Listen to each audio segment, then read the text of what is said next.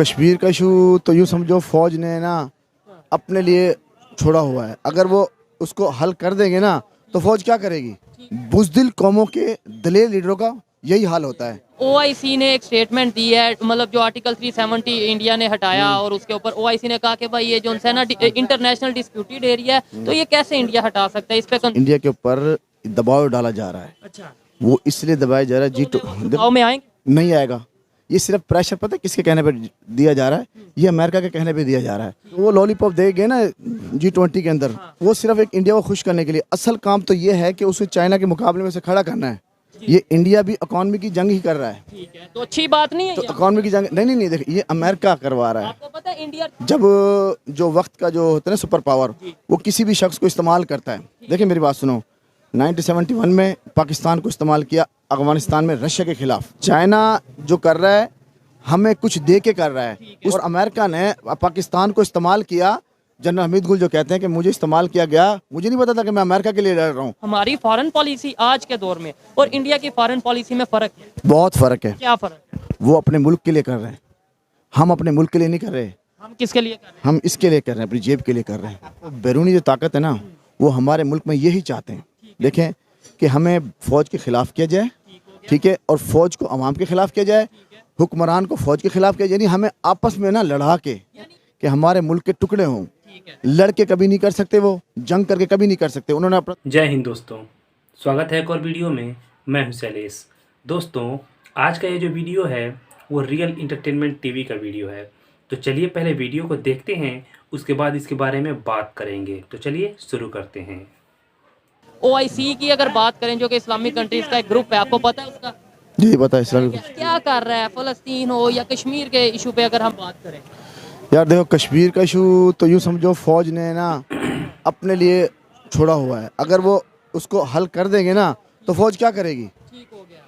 ये मैं आपसे बहुत ये हमने खुद छोड़ा हुआ है, ये फौज ने खुद छोड़ा हुआ है। यानी इसका मतलब पाकिस्तान ना तो ये पाकिस्तान इसको मसले को हल करेगा, और ना ही इंडिया इस मसले को हल करेगा। तो करने जो उन्होंने तो अपनी साइड वाला हल कर दिया। उन्होंने कहा ये आर्टिकल अब कुछ नहीं, वो उन्होंने उसे स्टेट बना दिया। हाँ बना दिया वो, इसको पता पाकिस्तान है? जी बना दिया इसको कभी हल नहीं करेगा वो।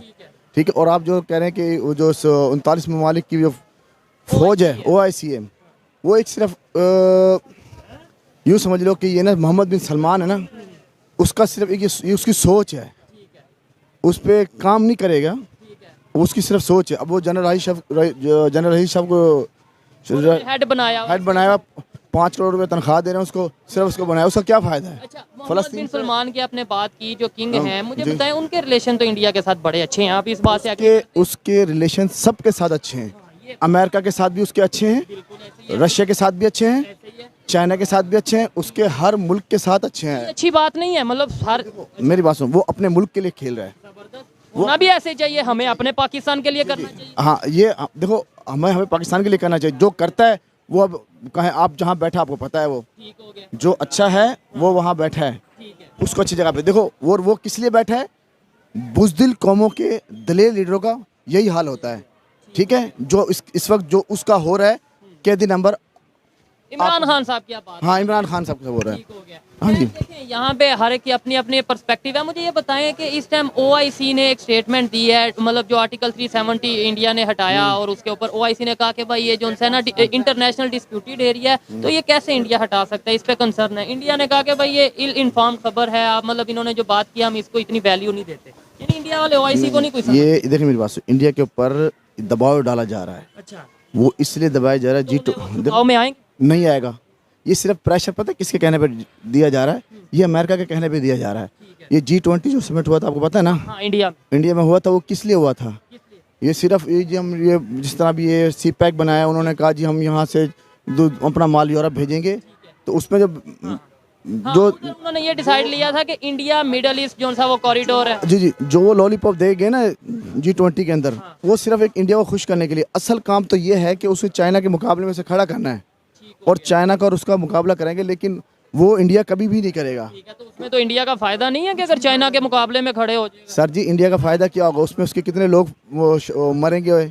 ये वो इस चीज़ का देख रहे हैं ना। अब ये तो नहीं ना कि अब मेरे ख्याल से अब वो वाली जंगें नहीं रह गई कि एक दूसरे पे, अब तो इकोनॉमी की जंग है। अब आपको पता है चाइना से कितनी इंडस्ट्री इंडिया शिफ्ट हो रही है। ये आपने बात की ना इकोनॉमी की जंग है, ये इंडिया भी इकॉनमी की जंग ही कर रहा है। ठीक है, तो अच्छी बात नहीं है तो ये? इकॉनमी की जंग नहीं देखिए, ये अमेरिका करवा रहा है। आपको पता है इंडिया और चाइना की $100 बिलियन की ट्रेड है आपस में सलाह? ये मुझे नहीं पता, लेकिन होगी, इसमें कोई शक नहीं है। लेकिन पता है क्या, देखिए मेरी बात सुनो, जब जो वक्त का जो होता है ना सुपर पावर, वो किसी भी शख्स को इस्तेमाल करता है।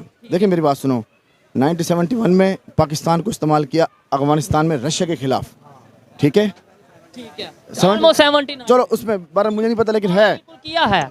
उसको इस्तेमाल किया, ठीक है। यहाँ से तालिबान बन के गए अफगानिस्तान में, लेकिन देखो पाकिस्तान ने अपनी बका की जंग लड़ी।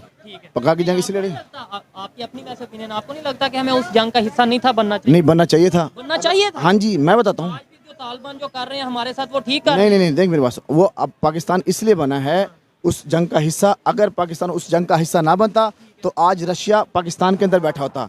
आपको पता है, जो हमारी ये जो स्टील मिल है, पाकिस्तान स्टील मिल किसके टाउन से बनी है? रशिया के टाउन से बनी, ये रशिया के टाउन से बनी है। और रशिया जो गर्म पानी और ठंडे पानी के लिए वो आया था, और वो क्या सुने, वो आया सिर्फ इस बहाने से था कि भाई मैं 1971 में आके मैं स्टील मिल बनाऊंगा यहाँ के पाकिस्तान के लिए। वो आए यहाँ पे, वो सिर्फ चेक करे गए कि गवादर कितना डीप है कितना नहीं, वो सारा ज़्यादा लेके चले गए, ठीक है ना। अब वो चला गया।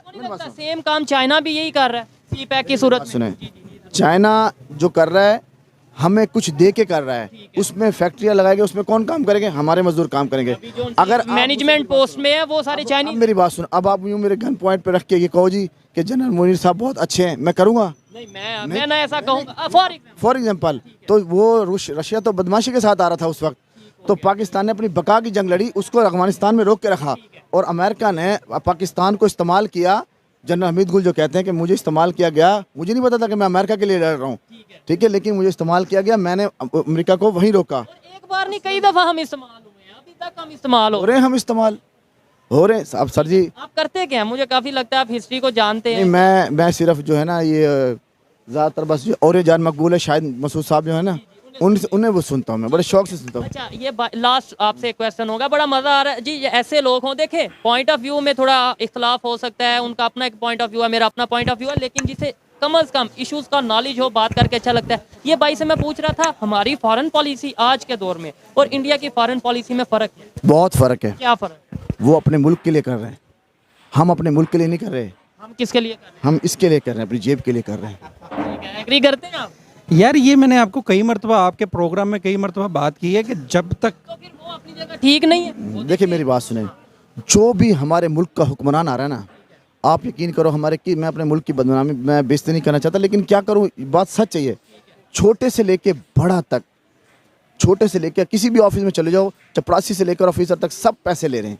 पासपोर्ट ऑफिस में चले जाओ, रिश्वत हो रही है, हाँ, करप्शन हो करप्शन रही है। हो रही है। आपने बोला कि मैं इंसल्ट नहीं करना चाहता, पाकिस्तान की बेइज्जती नहीं करना चाहता, लेकिन कंस्ट्रक्टिव क्रिटिसिज्म मेरे ख्याल से जब तक नहीं करेंगे तब तक हमारे जो बड़े उन्हें थोड़ी होश नहीं आएगी। वो ये समझेंगे कि पब्लिक ठीक है। मेरी बात सुनो, देखिए मेरी बात सुनो, देखो बैरूनी जो ताकत है ना, वो हमारे मुल्क में यही चाहते हैं। देखें कि हमें फ़ौज के ख़िलाफ़ किया जाए, ठीक है, और फ़ौज को अवाम के ख़िलाफ़ किया जाए, हुक्मरान को फ़ौज के ख़िलाफ़ किया जाए, यानी हमें आपस में ना लड़ा के। यानी ये जो कुछ हो रहा है ये बैरूनी ताकतों से हो रहा है। मैं इसे डिसएग्री करता हूं। नहीं, मैं आपको बताता हूँ यार, मेरी बात सुने, देखें वो अपना काम पूरा कर रहे हैं। आप मेरी देखो, फॉरेन कंट्री, फॉरेन जो भी है, देखो जिसे कह लें आप बैरूनी इस्टेब्लिशमेंट कह लो आप, इंटरनेशनल एस्टेब्लिशमेंट। हाँ जी, वो जो आलमी ताकत है ना, वो ये चाहती हैं कि हमारे मुल्क के टुकड़े हों। लड़के कभी नहीं कर सकते, वो जंग करके कभी नहीं कर सकते। उन्होंने अपना तजर्बा करके 1971 में किया, 97 से लेकर सन 2011 9/11 से लेकर सब कुछ उन्होंने करके देख लिया, वो नहीं कर सकते इसको। इस भाई ने बताया कि अमेरिका ओआईसी के जरिए भारत पर प्रेशर बनवा रहा है। अमेरिका इंडिया को जो है इस्तेमाल करना चाहता है चाइना के खिलाफ, ऐसा कुछ बताया इसने। तो मैं इस भाई को बता दूं कि ये जो इंडिया जो है ना, पहले वाला इंडिया नहीं है जिसको अमेरिका अपनी उंगली पर नचाएगा और ये नाचेगा। ये मोदी का इंडिया है, ये नचाने वाले को जो है ना खुद नचा देगा, ठीक है। अगर अमेरिका ऐसा सोच रहा है कि वो इंडिया को चाइना के खिलाफ इस्तेमाल करेगा और ओआईसी से प्रेशर बनवा देगा, तो ऐसा कुछ भी नहीं होने वाला है, ठीक है। और जहाँ रही बात नचाने की, तो मोदी खुद उसको ही नचा देगा मेरे ख्याल से, क्योंकि अभी तक अमेरिका ने जितना भी प्रेशर बनाने की कोशिश की है, जैसे कि रसिया से तेल नहीं खरीदने पर भी प्रेशर बनाया था, क्या हुआ? इंडिया ने तेल खरीदा ना, और खूब तेल खरीदा, और ख़रीद कर रिफाइन करके उसको बेचा भी। क्या कर लिया अमेरिका ने? कुछ किया क्या? नहीं किया ना, कर भी नहीं सकता है। गीदड़ भभकी से कुछ नहीं होने वाला है अमेरिका के। अब भारत जो है ना अपनी मर्जी का करता है, अपने हित का काम करता है, किसी और के दबाव में आकर काम नहीं करता है। एक चीज़ और कहा इस भाई ने कि कश्मीर का मसला जो है कोई हल नहीं कर सकता, ना इंडिया हल कर सकता है ना पाकिस्तान हल कर सकता है। एक चीज़ मैं बता दूँ, पाकिस्तान हल करे ना करे, क्योंकि पाकिस्तान के बस का तो है ही नहीं, लेकिन इंडिया हल ज़रूर करेगा। उसने जम्मू कश्मीर का हल कर लिया, 370 हटा दिया। अब पीओके का भी हल जो है ना इंडिया ही करेगा। पीओके का हल भी इंडिया ही करेगा, पाकिस्तान के बस का तो है ही नहीं, और उसका हल भी जल्दी ही होगा। ठीक है, तो चलिए आप क्या सोचते हैं कमेंट्स करके बताइएगा। मिलते हैं अगले वीडियो में।